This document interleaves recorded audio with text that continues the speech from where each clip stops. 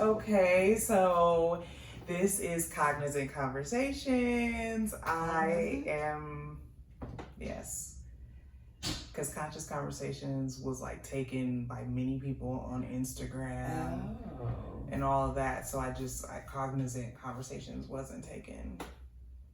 Oh, okay. Well, this is just. So I'm like, for now, we can switch to that. I know, Exactly. but I just decided to change it up because in order to make the Instagram, I had to make that decision. Okay.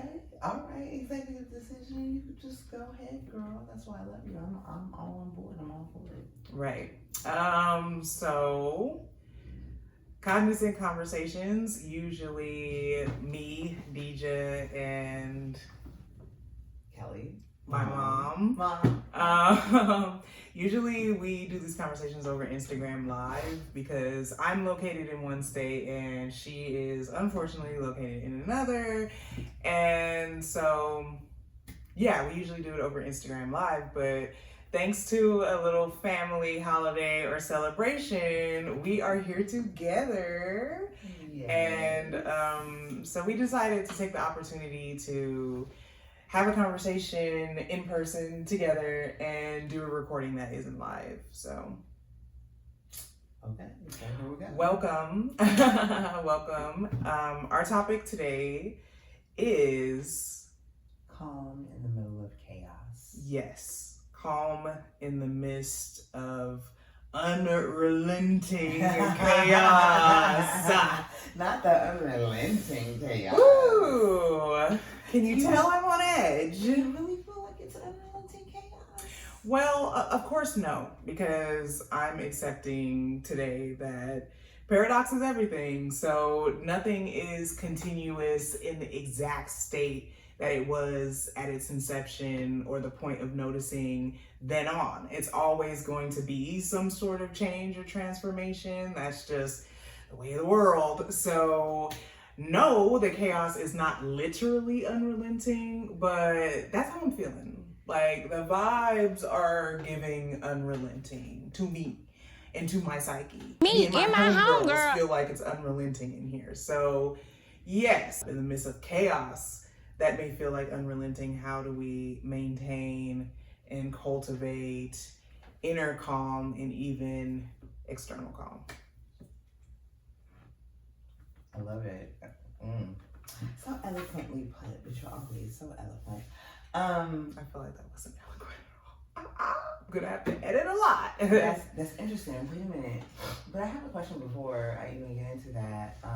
Because you said me and my homegirls, but you pointed to all to yourself, so you're talking about the homegirls in your head? Me and my homegirls is kind of a meme. There was some sort of news clip where some beautiful black, brown, amazing young women were outside of an establishment and complaining on the news that it was chaos or chaotic or actually a lot of shootouts. It's funny that we're having a little synchronicity here, but I guess it was like a club or a Waffle House or some sort of establishment they were going to, and they were complaining on the news that me and my homegirls do not feel safe, or me and my homegirls. So that's the meme that I was kind of referring to, which is funny that it's in relation to, this whole chaotic event happening and it being on the news. But yes, me and the internal homegirls. Yeah. All 50 of us in here. It's so interesting because you pose a question, and my answer to that question is, how do I maintain calm in the midst of chaos? Well, of course, it goes back to my meditation practice. And we had another conversation where we talked about alignment. And it's also about being aligned. And that alignment also comes from the meditation. And, Khadijah and I, we have our states of being. And being in alignment with who and what we say we want to be. So if we say that we are going to be vulnerable, we are going to be priority, we're going to do all of these things, then how we are being then when we get aligned with that, it creates an inner calmness because it creates an inner peace, an inner trust. All of these things are all interconnected. The calmness, the trust, the peace, the confidence, the and when I say trust, that equates for me to keeping my word, because I just discovered recently that bitch hadn't been keeping her word, and I had really destroyed and degraded the trust that I had in myself. That means that the universe is not trusting me either, because that's another topic for another day, but I'll keep that pushing. But so no trust. No trust creates a lot of fucking chaos, inner and outer chaos. So the inner world we have to be constantly working on our inner world. And even if it's not like the typical meditation, it is a lot of turning within. We have to give priority and care and attention. We have to give attention to our inner world so we can establish fucking peace and calm. Because that's where we retreat to. Because we can't control anything out here. Nothing. And it's going to be fucking chaotic. Because it is chaotic all the time. Oh, that's my little spit. No, I feel that. And I do agree that alignment with self increases inner calm for sure. Because there's a peace in alignment. There's an assuredness and a comfort and an ease, really an ease when you're aligned. So if your inner world is aligned with your heart or your soul or your sense of morale, then it's going to feel more calming than if not. Like, misalignment on top of chaos is just going to be even more of a clusterfuck. So I definitely agree with that. For me, I'm going to be so real. I have difficulty cultivating inner calm. It's probably why I smoke so much.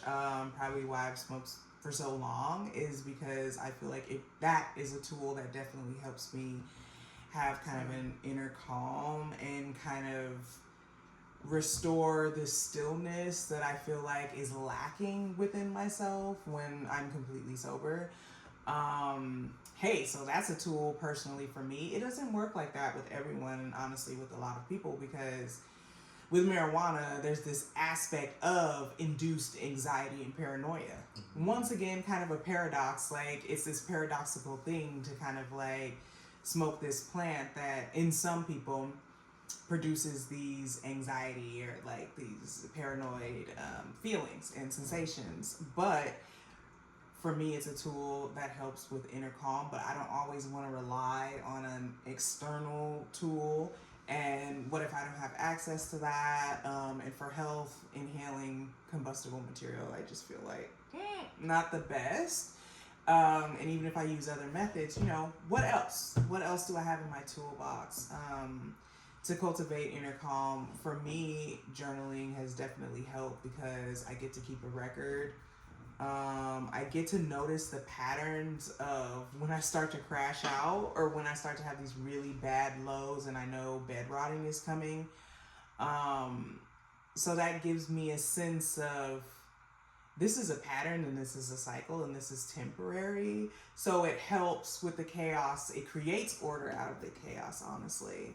So journaling and having a record definitely is another tool that I feel like can sort, because with chaos, it's just all about it being unpredictable, right? Like, it's not necessarily a negative thing to have chaos. Like, it's just something that's unpredictable, like the water that just spilled on my hand and spilled on the table right now. Like, it's not necessarily a negative thing. It's only negative if it goes against your expectations. And sometimes we associate highly chaotic things with going against the expectation and disrupting order in a negative way that causes harm, right? So if I'm feeling like all the unexpectedness is making me feel powerless and hopeless and out of control, which is a big thing for me, then how can I gain some control? What's within my will to do, that I can restore some control in my own personal life. Sometimes that means changing things, organizing my environment, sorting through things, getting rid of things, donating things, changing things up in my space that I have some sort of domain and control over. My routine, my rituals, changing up what I do every day, what I choose to do, creating, expressing. I get to have control over my own creative expression. And despite, all the struggles with the creative industry right now and AI and all of those things, like, nothing can stop me from drawing if I want to, from making music if I want to, from making video if we want to. So those things are in my control. So I think taking record of what is in your control and what's not is also really helpful to get some order out of the chaos, which may help get some calm out of it.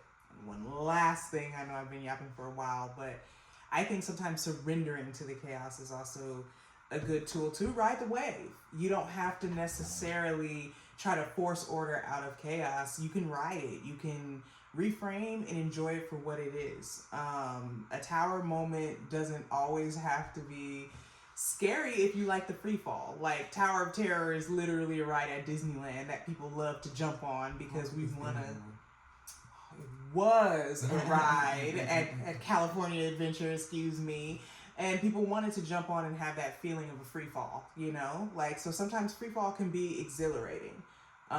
So when we're having those tower moments and everything is collapsing, I think sometimes it's just good to ride it and to take in that experience. So yeah. So I'm gonna put a pin in this really quickly. I just want to check out the recordings and make sure they haven't stopped, because phone storage and things like that. Let's see if my baby's. Nope, phone storage full. Oh really? Yeah, I had a feeling. How do you rectify that? The video just stopped, so I'm gonna see where it stopped. That's all we can do. But I know looking at the camera is also a thing. So it only got 7 minutes. Okay, so are we going to start again?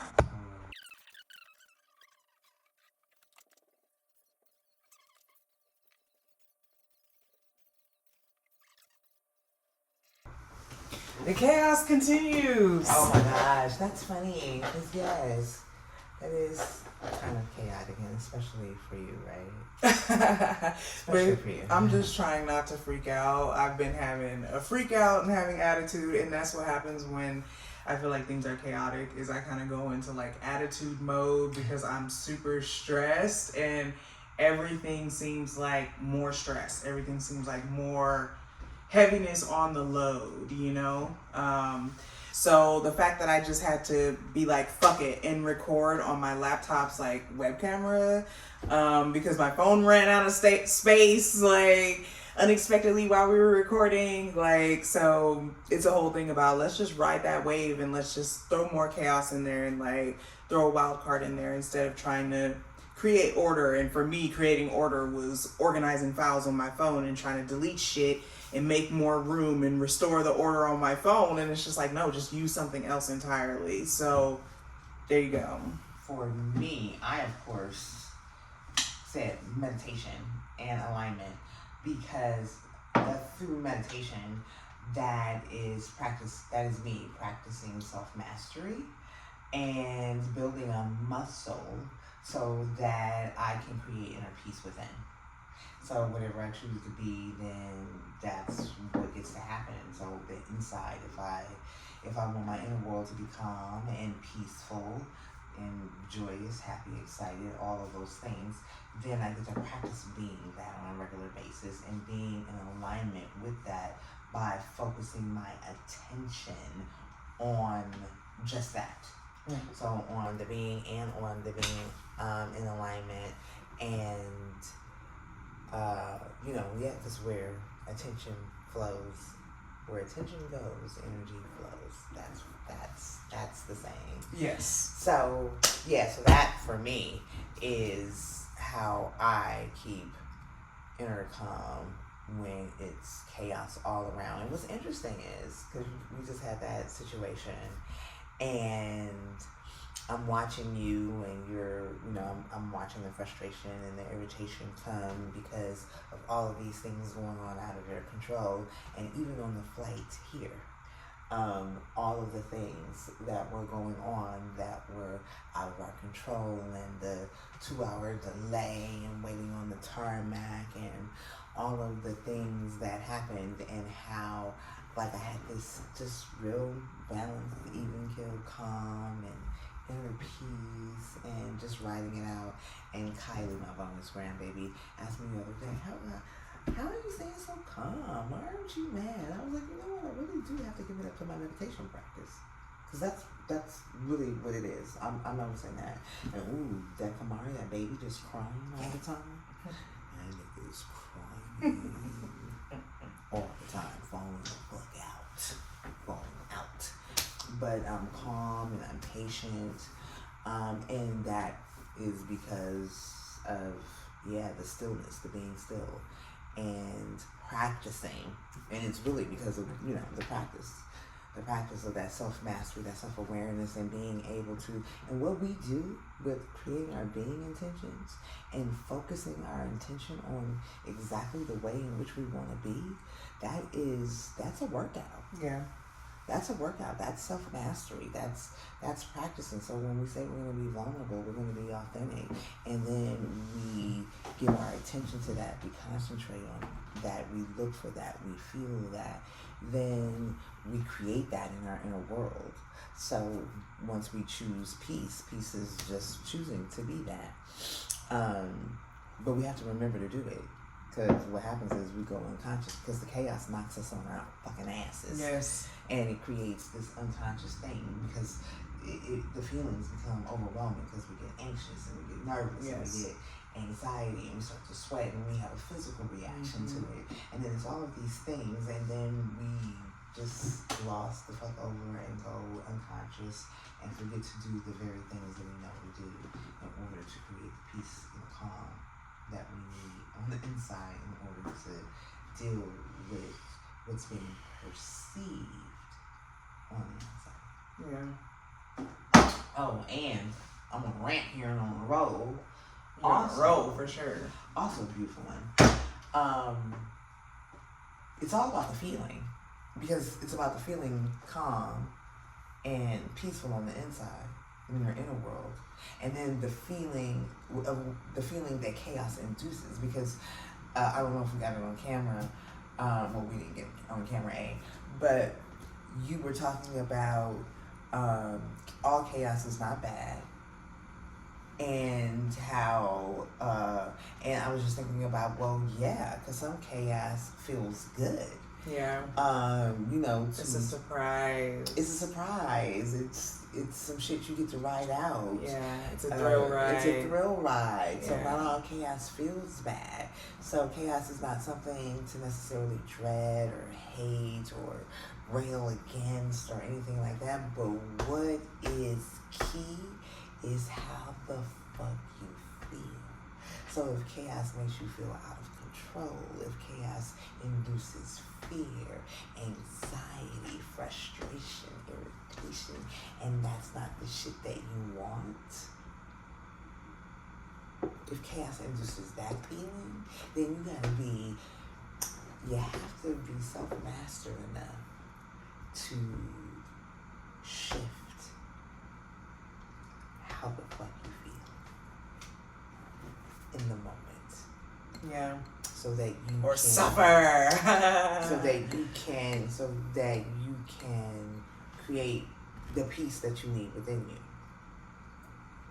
And sometimes you can go from 0 to some of us are built, some cars are built to go from 0 to 60. Yeah.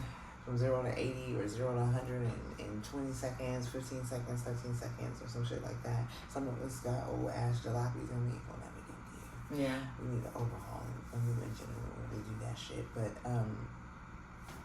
we can't go in small increments. And what we're trying to do is just shift into a higher gear, shift into a different frequency, shift into a different way of being, a different way of feeling. Because it's all about how we fucking feel. I know that for a fact. I'm gonna preach that to my fucking till the day I fucking die. Because anything that we want to have in this life really is about how that thing makes us feel on the inside. Yeah. Yeah. So we have to be able to have the feelings, even if we don't necessarily have the things. We have to be able to induce the feelings from within on our own. So that's what I have to say about that. Yeah, I think that pretty much hits the nail on the head. Sometimes we can't control the external, so we have to cultivate an inner calm, and sometimes that means shifting how we perceive the chaos around us and how we interpret the chaos, and how we allow it to affect us. So yeah. Let me tell you about some chaotic shit I got going on in my life. We talked about being vulnerable. So my car, right? My grandbaby. Yeah. We need to stop at the car store and get you a new car. That's what the grandbaby says every time we roll by a dealership. Oh, that's the car store. Yeah, stop and get you a new car. The grandbaby that is 4 years old. Oh, yeah, that's that. Yeah. Notices. Notices. This is what's going on with the car. The energy that she doesn't like it. Now the car should start. It should just do what the car needs to do. Anywho, so many problems and issues going on with the car, and this adds to all the chaos because I know that A, B, and C need to be fixed on the car, but I can't even get to A, B, and C because like D, E, and F on the Q jump the Q, and then they become the most important thing. So if your fucking tire rips up and it goes to shred, and then you got the other tire with fucking metal poking out of it, and you transporting the 4-year-old grandbabies, then that becomes a priority. You gotta get fucking new tires. Same thing with the fucking brakes. And you gotta fix a brake problem before it turns into a rotor fucking problem. So, anyway, chaos going on with the car, just pure fucking chaos. But wait a minute, there's more. So it's not just I'm trying to get this fixed and then this jumps the line or whatever. One of the issues with the car is that it runs out of gas, and it runs out of gas often. Why does it run out of gas? You say, bitch, just put gas in there, fill her up. Don't let it get below a half a tank, okay? Right? Yeah, no.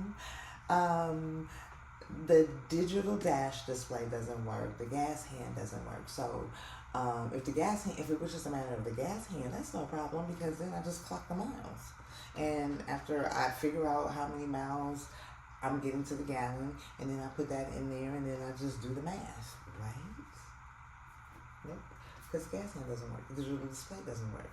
And I have no idea how many miles I'm getting to the gallon because there is a fuel to air ratio problem going on in the car. So it's using an excessive amount of gas. And I know that it's getting somewhere between like 11 and 15 miles to the gallon. Oh yes, it's a V6. So it's just chaotic, especially when I know I'm driving. And then I need the cams, I need sensors on my car, so it's just fucking shutting off whenever. It's chaos. It's just literal chaos, and it's not anything that I choose and want in my existence or in my life. It's chaos, and I get to be calm about it. I'm not freaking out about the fact that yes, I need a new car. And I can't get one. In my mind, I'm reframing the whole thing. Okay, I need a new car. Which car am I choosing? So I get to choose which new car that I'm getting. And then I am just very calm.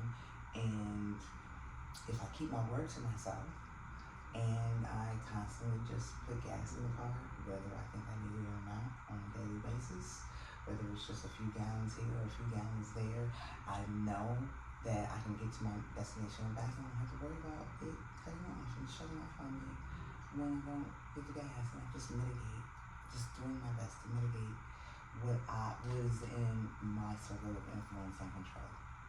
And more than anything, my inner peace is what's in my circle of control. So I'm not flipping out when, you know, the shit cuts off and I'm stuck someplace on the freeway or whatever. I'm not fucking freaking out. So thank you for being vulnerable and sharing that.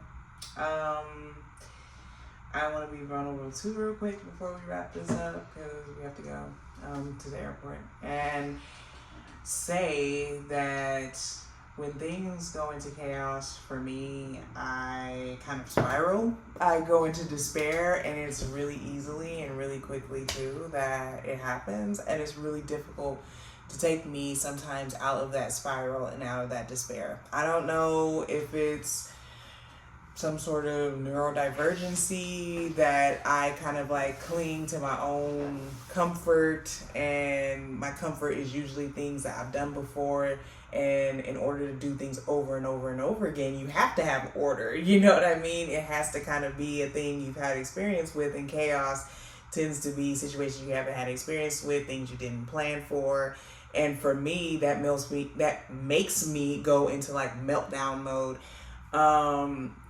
So it's not as easy, or it doesn't feel as accessible for me sometimes to shift in that chaos to something that's free of the anxiety and stress that comes when things are not going the way that was planned. And for me, what helps is, instead of being like, let me completely reframe, because I don't even know if that's completely possible for me, the intensity of the emotions and all of that, completely reframing is just like, it would have to probably be a substance or something like that that would help me completely flip and reframe. What helps me, or I feel like what I've found myself doing as an adult who has had to deal with this and live life and be functional, is just being a container for the emotions. The emotions can't necessarily go away. They're not just going to disappear on a dime. They are temporary, and I can accept that, but temporary does not mean vanished right now. Temporary can still be enduring in the moment. So for me, it's more of a thing where I just try to feel into being the vessel for the intensity, and not necessarily try to quell the intensity or try to reframe it like, no, the intensity isn't intensity, it's softness and it's lovely, and like, it's like, nah, I'm boiling, you know what I mean? I'm containing boiling water. And when that's happening, and when those inner waters are boiling, and I feel like I just can't reframe to interpret it as lukewarm or anything else, then for me, the next spot is just to be the best vessel I can. Sometimes it means hardening into glass, you know, to be able to contain all the heat and the intensity of those emotions. So it may mean sacrificing other emotions in that moment. It may mean, you know, my empathy lowers. And I recognize that my empathy lowering is a boundary that I'm setting so more emotional input isn't coming in. And a lot of people, oh, don't lower your empathy, that's bad. But sometimes the mechanisms have to be coping ones. So I just wanted to put that out there, being vulnerable, because I know that's not the message that everybody wants to hear, that is generally accepted, that, you know, sometimes the intense feelings and the overwhelm and the hopelessness isn't necessarily going to vanish, and sometimes we don't have the capacity in the moment to reframe, to get to that place of calm in the chaos. So sometimes you have to accept the inner turmoil with the chaos, which is a part of riding the wave that I mentioned earlier, that I just wanted to get vulnerable on and expand. Thank you so much for watching. If you're watching, Mom, I'm so happy and glad that you got to come and stay with us, and we got to see family. That was really nice, and dress up and be out with each other and be in each other's aura and presence. And I wish it could have been longer. I wish it could have been longer either. You were just so beautiful. Your eyes are just so lovely right now. I'm so blessed and so honored to have you as my daughter. fucking spoil me. I love coming here. I try. Yes, you do more than try, baby. You do. There is no try. There is do or do not. Yes.